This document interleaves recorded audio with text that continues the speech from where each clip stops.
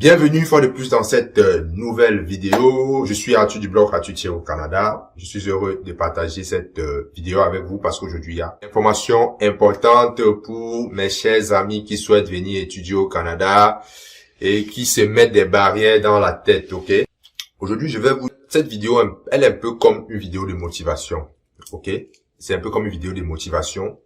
J'ai reçu un jeune homme qui a littéralement j'ai vu dans son regard, j'ai senti dans ses paroles que c'est quelqu'un qui a la volonté. C'est quelqu'un, je pense qu'il a même le profil, parce que c'est quelqu'un qui a un bon parcours académique. Mais je ne vais pas dire malheureusement, parce que tout ce qui arrive dans la vie d'un homme, il faut prendre les choses du mauvais côté. Excusez-moi, du bon côté. Il faut pas prendre les choses du mauvais côté. J'ai vu en fait que c'est quelqu'un qui a le profil pour immigrer au Canada, mais ses parents n'ont pas assez de moyens. Ok, lui il est focalisé sur le Canada. Je lui ai conseillé d'essayer de regarder en Europe, en Belgique. Mais je pense que lui, il est décidé au Canada. Je sais qu'il y a beaucoup d'entre vous qui sont dans cette situation. Donc, est-ce que pour immigrer au Canada, on a besoin d'être riche? Est-ce que pour immigrer au Canada, on a besoin d'avoir toutes les sommes, tous les montants qu'on demande, 20 000 $, 25 000 $, parfois plus, parfois moins. Je vous pose cette question parce que moi, lorsque je faisais ma procédure, je me posais également ces questions. Pour être sincère avec vous, moi j'ai lancé cette procédure, je savais pertinemment que les études coûtent cher. Je n'étais pas prêt financièrement, c'est-à-dire pour arriver au Canada, j'avais quand même les moyens puisque je bossais. J'avais travaillé plusieurs années, je m'étais préparé. Pour la Belgique, j'avais de l'argent pour faire la procédure. Mais en réalité, savoir comment je devais vivre au Canada, je savais que j'avais une partie, ça je vais vous le dire, de l'argent pour payer ma scolarité, mais c'était pas complet. Et malgré quand même cet handicap, mes parents ne m'ont pas soutenu financièrement. Mes parents sont en retraite depuis des années, donc personne ne m'a soutenu financièrement. Donc je n'avais pas quelqu'un sur qui je devais compter. J'ai eu du soutien par la suite. Ok, j'ai eu du soutien. Je peux pas dire que personne ne m'a aidé, mais à la base, mes parents n'avaient pas ce soutien-là, ils n'ont pas, je ne les en veux pas pour ça. Ils ont énormément fait pour moi, ils continuent de faire pour que je sois où je suis. Même si j'étais pas au Canada, je pense qu'ils m'ont assez aidé. Je pense qu'à un moment donné, c'est aussi aux enfants de redonner, aux parents et à ceux-là qui leur ont apporté un soutien. Donc, j'étais dans cette situation, j'ai quand même foncé. Je suis parti, j'ai fait l'admission, j'ai eu l'échec. Et je peux vous dire, c'est parce que certaines personnes ont peur de l'échec, elles n'osent rien faire. Lorsque ces personnes pensent à l'échec, l'échec en fait leur paralyse. L'échec fait en sorte qu'elles ne commencent rien, ok? C'est-à-dire, elles échouent avant même d'avoir commencé le processus. Or, échouer avant d'avoir commencé le processus, c'est simplement pas vivre. Ça, c'est mon avis. Ok? C'est simplement pas vivre. Dans la vie, vous n'allez rien obtenir sans prendre un risque. Il y a toujours un risque à toute chose. Notamment pour immigrer au Canada, c'est un risque. Personne ne doit jamais vous garantir. Même un consultant expert en immigration ne vous garantira jamais à 100% que votre dossier d'immigration va passer. C'est par expérience que moi j'ai compris ça. Et vous allez certaines personnes vont vous promettre, si elle était, on va vous escroquer. Si quelqu'un vous dit qu'il va vous garantir le visa pour le Canada, ou même pour un autre pays, à 100%, réfléchissez à deux fois avant de lui donner votre argent, ok? Quand certains étudiants m'approchent pour me demander comment est-ce que tu prends le coaching d'accompagnement, et certains ont souvent cette peur-là, veulent avoir les garanties à 100%, non.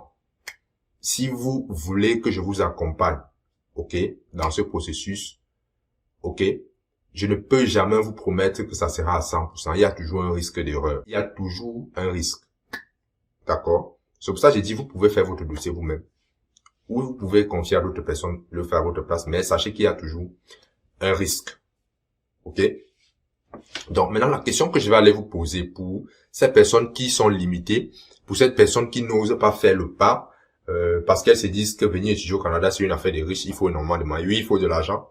Mais je vais vous poser une question. Lorsque vous regardez dans votre entourage, tous ceux qui sont allés en Occident, notamment au Canada, s'il y en a dans votre entourage, lorsque vous regardez des prêts, vous pensez que toutes ces personnes avaient énormément d'argent? Posez-vous cette question. Vous pensez que ces personnes avaient de l'argent? Non. Moi, personnellement, dans mon environnement, même quand j'étais déjà à l'université, j'avais des amis qui sont allés étudier en Allemagne, même au Canada, Et lorsque je regardais leur famille, ils n'étaient pas trop aisés. Selon vous, vous pensez que au Canada, il n'y a pas les orphelins qui étudient au Canada, les enfants qui ont perdu leurs parents, qui viennent étudier au Canada? Vous pensez qu'il n'y a pas? Pensez-vous que les enfants, par exemple, qui sont issus, regardez, il y a des pays en guerre, il y a des pays où les catastrophes naturelles touchent. Je pense comme ça à Haïti qui a subi un tremblement de terre où il y a, je pense à eux et voilà. Mes amis haïtiens là, je vous dis bonjour et voilà, je compatis à tout ce qui vous arrive. Vous pensez qu'il n'y a pas des gens issus de ces pays qui étudient au Canada? Est-ce que vous êtes posé la question? Donc sachez que au Canada, il y a toute catégorie. Ok, c'est vrai que lorsque tu as l'argent, ça je vais pas le nier. C'est vrai que lorsque tu as l'argent, tu as plus de chances. Ok, tu as plus de chances tu as en fait le potentiel. Ok, sur le plan financier. Parce que la finance, ce n'est pas tout. L'argent, l'information est plus importante. L'information est plus importante que l'argent. D'accord? Il y a toutes ces catégories de personnes. Peut-être toi qui me regardes aujourd'hui, ta situation est meilleure que celle des autres personnes. Mais la réalité, c'est que ces autres personnes sont au Canada, toi tu n'es pas au Canada. Tout simplement pourquoi? Parce que ces personnes avaient la bonne information. Ces personnes n'avaient pas de l'argent. Et ce fut le cas pour moi. J'ai échoué. La première tentative pour immigrer au Canada, j'ai échoué parce que je n'avais pas la bonne information. Voilà la vérité. Et je vais vous dire quelque chose qui va vous choquer. Les gens sont paresseuses. Les gens ne veulent pas faire des recherches. Les gens veulent tout gratuitement. Je dis pas que vous pouvez pas avoir les choses gratuitement, mais le gratuit a un prix et le prix du gratuit, c'est gratuit. Donc je ne dis pas ça pour insulter certaines personnes, mais c'est la vérité. L'information aujourd'hui, c'est la chose la plus importante. Lorsque moi je faisais ma procédure, j'étais pas la personne la plus bien placée sur le plan financier. J'avais des amis dont, ça si vous me suivez, je le dis toujours, j'avais des gens avec qui, lorsque je faisais ma procédure, avaient des garants qui, avec une force de frappe financière terrible, 100 000 $, 200 000 $. Des gens dont les oncles étaient au Canada, la famille était au Canada, en Europe. Ils avaient des biens et tout. Mais, au final, c'est moi qui suis allé au Canada. Je ne suis pas en train de me moquer de ces personnes, mais c'est une réalité, c'est un constat que j'ai fait. Tout simplement pourquoi? Parce que, premièrement, ces personnes ont abandonné. Après le premier échec, moi, je n'ai pas abandonné. J'ai failli abandonner, mais je me suis dit, après 3 jours de frustration, parce que c'était frustrant, c'était la 3e fois que je demandais le visa. J'ai demandé en Europe 2 fois, j'ai eu des échecs. C'était la 3e fois et ça m'a remis en question. Et ça m'a vraiment remis en question. Je me suis posé 1001 questions. Est-ce que le Canada c'est pour moi? Est-ce qu'aller étudier à l'étranger c'est pour moi? Est-ce qu'il ne fallait pas mieux que je reste continuer parce que je travaillais et j'avais également d'autres activités à côté. Parce que je suis dessinateur à la base, je faisais des projets, des dessins. Ça me donnait pas mal de sous, quoi. Ça me donnait pas mal de sous. Mais moi, je voulais vraiment me perfectionner parce que les choses que je faisais, je sentais qu'il y avait des choses à faire. Lorsque j'allais sur des chantiers, je voyais comment les dessins se faisaient. Je savais qu'il y avait quelque chose à améliorer dans ma façon de travailler, de dessiner, de concevoir. Donc, ça, c'était une parenthèse. Mais, comme je disais, c'est la bonne information. Je me suis levé après 3 jours de frustration. J'ai dit, je vais pas abandonner. C'est comme ça que j'ai cherché la bonne information. J'ai payé pour avoir l'information, certaines informations. Ce sont les informations qu'on ne vous dira pas. Il y a les informations officielles que vous allez voir sur le site. Il y a les informations officieuses. La preuve, c'est que, au final, moi, je suis venu étudier au Canada. J'ai payé les mêmes droits de scolarité que les étudiants canadiens. C'est-à-dire, sur mon admission, je devais payer en une année environ 5 000 $. C'est vrai, il y a des possibilités, d'autres possibilités que j'ai découvertes par la suite. Même cette possibilité, je l'ai découvert. Je n'étais pas assez. J'ai fait des recherches, je n'ai pas poussé à l'époque. À l'époque, je n'ai pas poussé. Lorsque j'ai vu ça, je me suis dit bingo. J'ai sauté dessus et voilà. Même comme ça, c'était avantageux. Ce qui fait que la capacité financière que j'avais à démontrer n'était pas élevée. Parce que les preuves de fonds que vous devez apporter est proportionnelle à vos frais de scolarité. Les frais de subsistance officiellement sont standards. Ok? Donc, si aujourd'hui, tu veux aller étudier au Canada et que tu n'as pas les moyens, tu dois avoir la bonne information. Et tu dois passer à l'action. D'accord? Et pour aller étudier au Canada, lorsqu'on n'a pas les moyens financiers, c'est simplement de vous appuyer sur des bourses. Ça, je suis sûr que vous le savez. Je ne vous apprends rien, ce sont des bourses. Mais toi qui me regardes, qu'est-ce que tu fais? J'ai vu des étudiants, j'ai vu des étudiants qui ont eu des admissions, qui ont eu des bourses. J'en ai vu. Il y a d'autres qui m'écrivent, j'ai la bourse. J'ai vu des étudiants qui ont eu 2 admissions en même temps. Mais toi qui me regardes aujourd'hui, qu'est-ce que toi tu fais à ton niveau? Est-ce que tu as la bonne information? Est-ce que tu as la bonne stratégie? Qu'est-ce que tu fais pour réaliser ce que tu veux dans la vie? Il y a beaucoup de gens qui veulent venir être ingénieur. Mon rêve, c'est d'être canadien, tout ça. Mais qu'est-ce que tu fais? Qu'est-ce que tu fais pour avoir la bonne information? Combien de temps passes-tu pour t'investir dans ce projet? Je n'ai pas la réponse. Chacun a la réponse à cette question. Donc, pour venir étudier au Canada, lorsque tu n'as pas les moyens, appuie-toi sur les bourses. Il y a également les universités moins chères. Mais lorsqu'on parle des universités moins chères, ça s'appuie sur les bourses aussi, parce que les frais de scolarité au Canada, lorsqu'on étudie étranger, sont standards. Maintenant, il y a les programmes de bourses qui vont te permettre de... Bien sûr, il y a des universités moins chères, des collèges, ça. Je pense que je vais faire également une vidéo là-dessus. Des universités, des collèges moins chers. Mais toi, qu'est-ce que tu fais? Donc, il y a les bourses, ok? Ça, je vais vous donner quelques informations que j'ai mis dans un livre que j'ai écrit, Guide des bourses d'études pour le Canada, qui est disponible en dessous de cette vidéo et sur mon site internet www.atudier au Canada. C'est un guide dans lequel je vous donne toutes les possibilités de bourses pour venir étudier au Canada. Ok? Déjà, il y a plus de 250 bourses disponibles pour les étudiants étrangers. Surtout pour les étudiants étrangers. Là-dedans, je vous donne les meilleures universités. Je vous donne également les universités francophones. Parce que beaucoup de personnes qui me suivent sont des francophones, veulent étudier en français. Mais ne vous mettez pas la barrière. Ok? Dans la zone anglophone, il y a les universités francophones dans les zones anglophones.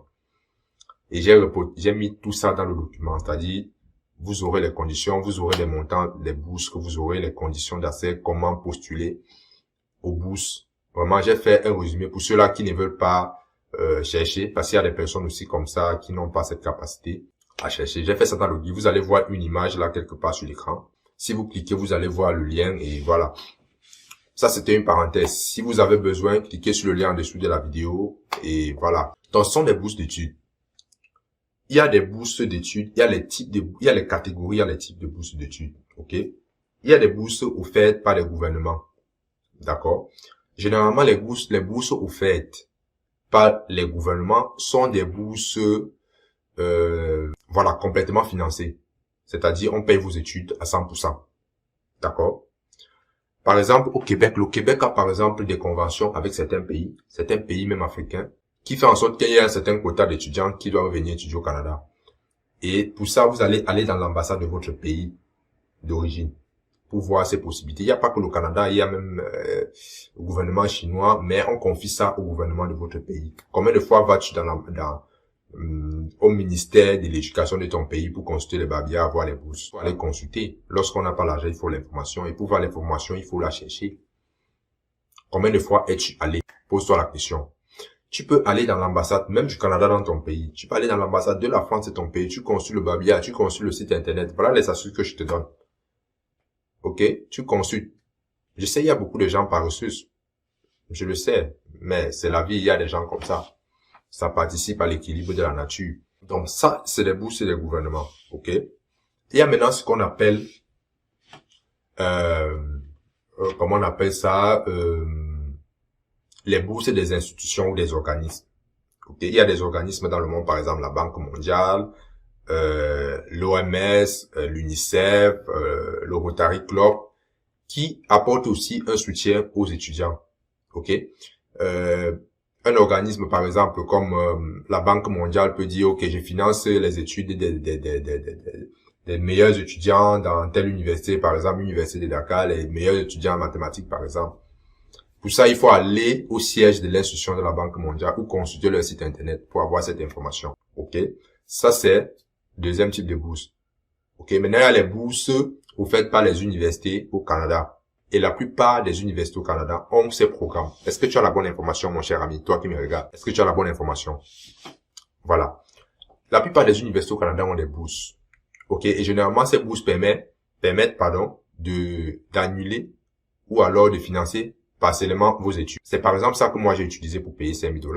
D'accord? Il y a beaucoup d'universités au Canada et ça, il y a ça dans le guide. Maintenant, il y a ce qu'on appelle les bourses gratuites. Ce qu'on appelle bourses totalement financées et les bourses partiellement financées. Une bourse totalement financée, c'est simplement une bourse où, par exemple, les bourses des gouvernements où on te prend tout, on finance tous les A à Z, billets, avions, tout, argent de poche, tout, on finance. Il y a des bourses comme ça, mais il faut s'entendre, généralement, il faut avoir un bon dossier scolaire. Ok, si tu avais les 10 forts, 9 forts, 11, parfois même 12, ça ne passe pas. Ça, il faut que je vous le dise. D'accord? Maintenant, il y a ce qu'on appelle bourse partielle. Par exemple, l'institution, le gouvernement, l'université paye une partie de tes études, une autre partie, c'est toi qui payes ou ton garant paye. Il y a autant de possibilités. Tout ça, je le dis. Peut-être certaines personnes le savent, mais qu'est-ce que tu fais pour profiter de cette opportunité lorsque tu n'as pas d'argent? OK? Donc, voilà donc comment tu peux venir étudier gratuitement au Canada. Il n'y a pas 1000 manières. Je ne vais pas vous donner des astuces, des techniques secrètes non, je ne vais pas vous citer tout ça. C'est ça, vous n'allez rien voir d'autre pour venir étudier au Canada. Si vous pensez que le Canada va venir dans votre pays, vous dire, oh, toi, viens étudier au Canada gratuitement. Ou bien il y a quelqu'un qui va dire, ok, moi je suis quelqu'un, je suis, le sauveur de l'humanité, je vais venir. Il faut attendre. Ok, là je suis un peu cruel pour moi, il faut attendre parce que je vois certaines personnes ont des comportements bizarres, des personnes pensent qu'ils auront tout comme ça. Dans la vie, soit tu veux tout gratuitement. Quand tu veux tout gratuitement, ça va te prendre le temps. Et c'est ce que je vous conseille. Lorsque vous n'avez pas l'argent, prenez le temps. Pour ceux qui vont aller vite, il faut avoir de l'argent. Je parle beaucoup d'argent, n'est-ce pas? Ok, ça va choquer certaines personnes que je parle beaucoup d'argent, ça choque. Mais les amis, ça m'amuse, c'est que nous sommes dans un monde où après Dieu, c'est l'argent. Après Dieu, c'est l'argent. Donc, si vous voulez vous exclure de cette réalité, je pense que vous êtes à côté de la plaque. Vous êtes à côté de la plaque. Depuis que vous êtes né jusqu'à ce que vous allez mourir, même pendant vos enterrements, il faudra de l'argent. Je ne vous apprends rien. Donc, les amis, je ne vais pas trop mettre long.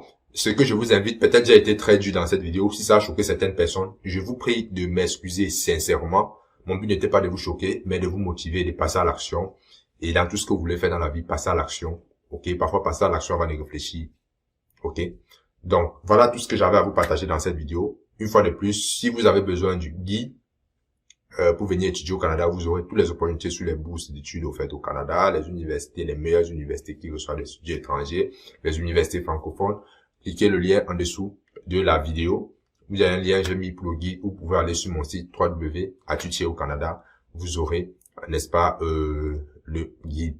Donc, pour ceux qui veulent avoir des astuces pour venir étudier au Canada, il y a également, vous pouvez inscrire votre email, n'est-ce pas, sur le lien, un lien en bas de la vidéo où je vais vous envoyer des astuces, des étapes à suivre pour venir étudier au Canada. J'ai été heureux de partager cette vidéo avec vous. On se dit à la prochaine pour une nouvelle vidéo. Ciao.